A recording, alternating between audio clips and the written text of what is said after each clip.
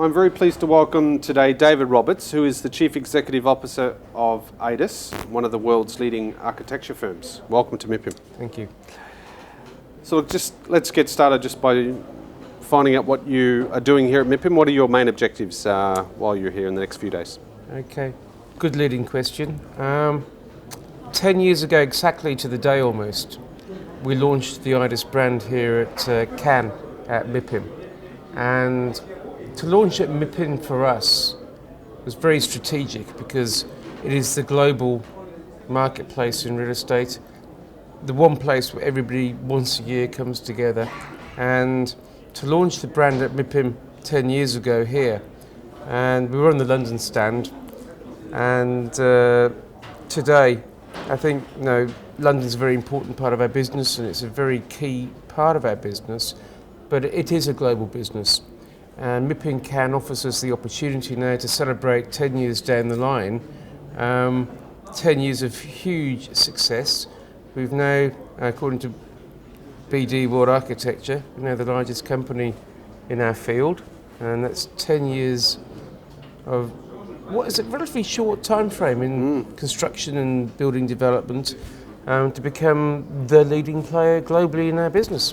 Well, if we go back 10 years to when you launched, as you said, here at MIPIM, what was it that you had that was unique? What were you bringing to the market that you feel that was unique at that time, and what are the elements that you think have made you so successful in these last 10 years?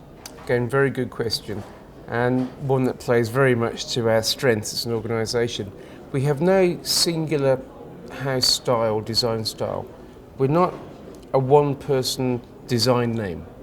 We have many talented designers in the company, and we are able, through our size and network, to offer to clients what we believe is a unique offering of local knowledge, global expertise, designers that bespoke the projects to the client's aspirations, the client's needs, and which are locally relevant but internationally significant projects. When we go to a location, it's very important for us to become part of the community and to understand the community in a way. When we design for that community, we understand and appreciate what are the key drivers, the key areas where we can actually reach the aspirations of the local community, the end users, the client, and all the parties related to the project.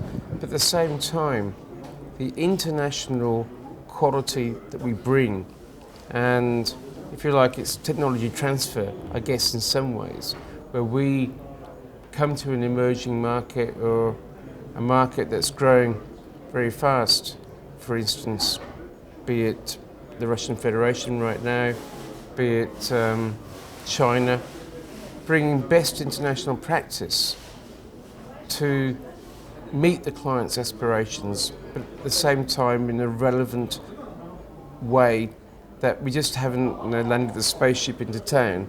The project has grown out of our understanding of the local community and our CSR, corporate social responsibility programs. We get involved with schools, with children, we get involved with charities, we get involved in the culture and the arts in the place. We really do gain a deep appreciation. So yes, I'm very interested in exploring with you. I mean, what are the key elements that you think are needed today to have a really successful and sustainable project? And have you seen over these last 10 years trends that have really emerged as being really critical to success? Okay, well, to start with trends right now, I think post-2008, the world is a different landscape. You're seeing a rebalancing of trade between the mature markets in Europe and the US to emerging markets like China and the Far East.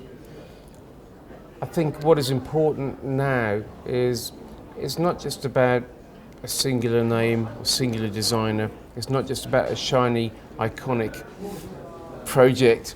It's much more about the way that a project, be it for a government agency, local government, central government, private developers, funds, there's a whole variety of clients out there, but the one resonating and very indicative trend is generating true value. If you were to look for the next, let's say, 5 years out, what do you think are some of the key trends are going to be shaping architecture and property development in general? I think that it's not just necessarily architecture and property development. I think business generally post 2008. I think we're coming back to basic core values. I think we're getting back to more sustainable business models. I think it's not just about the quick dollar, the quick euro, or the quick pound. It's more to do with creating genuine value. And for property developers, understanding what the key drivers are in the place of creating a project, and then aligning their project with those values and aspirations of the local community. I think that that's the key to success in the future. One more provocative question that's been asked lately, which is, are we too broke for sustainable property developments? You know, does sustainability as a virtue, if you want to call it that, is it in danger of being left to the side when budgets are being cut and ambitions are being cut? Well, for us as an organisation, sustainability is part of the DNA. It's not an option, it's a given in any design we create. Now, that is not just about getting a certification by any particular standard, and yes, developers like to say they've got this standard or that standard and it's gold or platinum. That's fine. But as designers, we're much more about grassroots. It's much more about identifying a product that is recycled material, that uses less embodied carbon to create that product. It's a simple wins for us as designers quite often. And yes, we will get the LEED certification or the BREEAM or whatever, that is necessary for a market. But true sustainability, I think, it's not just a economic equation. I think it's much more to do with what is appropriate at a point in time. And to take sustainability, at its most glib level and just say we've got this certificate or that certificate it's okay, nothing wrong with that. But I think we go far deeper than that, and the successful developers, the successful creators of development are now much more sophisticated about the way they view sustainability. Well, thank you very much for your time. Appreciate that. Pleasure. And we hope you have a good next couple of days in MIPIM. Thank you very much.